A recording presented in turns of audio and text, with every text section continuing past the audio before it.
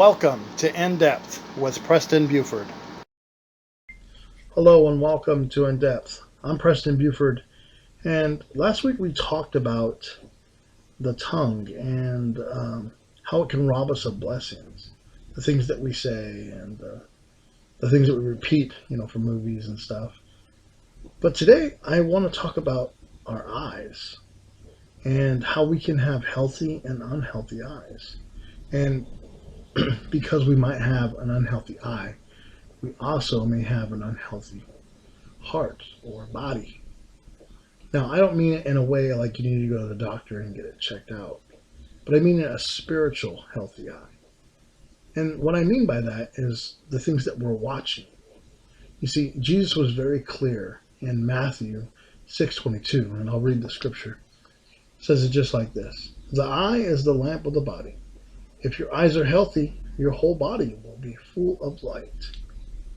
So, an example of an unhealthy eye would be watching something that's not good for you. Now, I know as adults, we're like, well, you know what, I'm grown up, I'm going to watch this. And we do have that decision. But unfortunately, just because we're adults, we also need to adhere what's good for our soul and what's good for our heart and mind to watch. For instance, I work at Walmart, not as a Walmart employee, but as a security officer. And I see this happen all the time as I walk the store.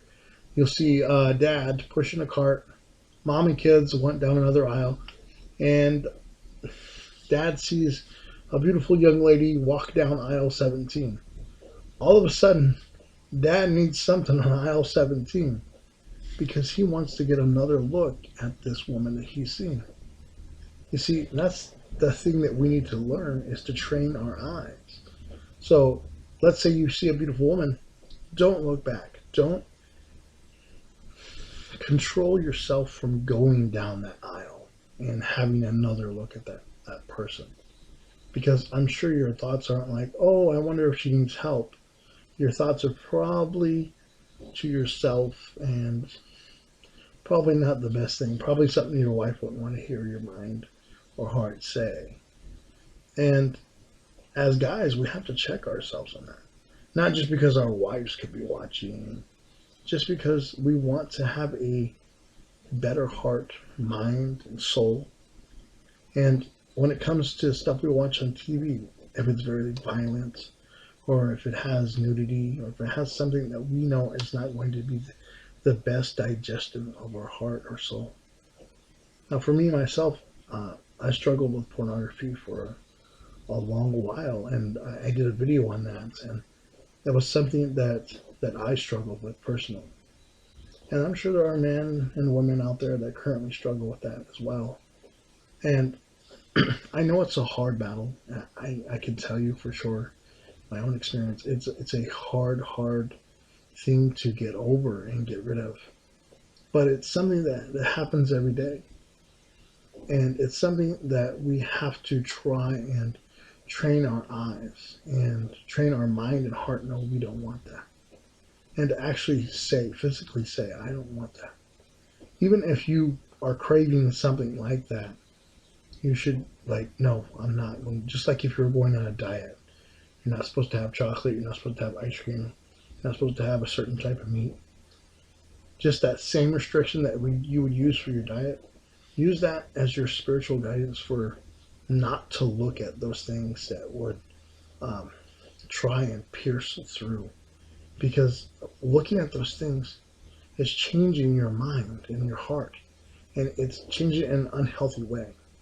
You're blocking the light that goes into your heart and your soul and in your mind. And that's not something that we should do as Christians. As Christian men and women, we should stand up and say, you know what? No more of this.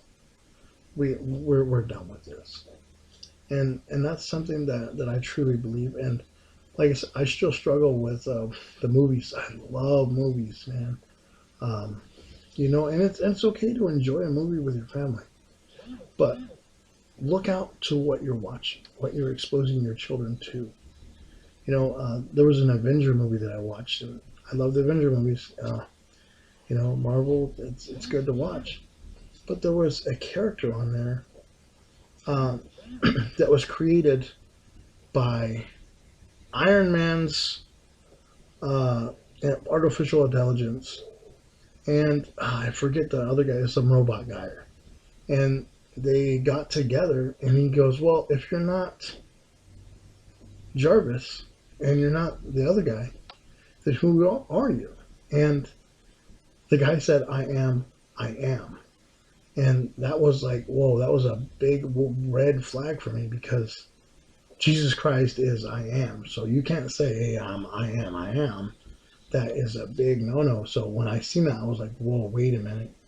I almost wanted to walk out of the theater. I was like, wait a minute, that's like super blasphemy. It really struck a chord with me.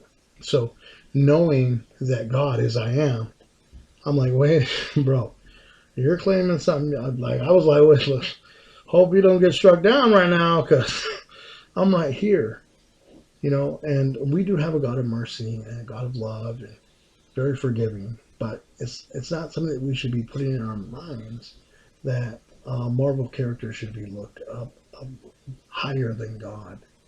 You know, God is our ultimate person. He is that person we can go to and find our soul, everything that we need, because He did create us. So I just wanted to kind of come on here and let God help you with that eye exam. That's something that we all need. You know, no one's perfect. No one is top notch 100%. Not even me. So let's do that healthy eye exam. Let's do our best to move forward in a healthy way this year and continue to get the blessings God has for us. I thank you for your time, and I hope to see you next week. God bless you all, my friends. Good night.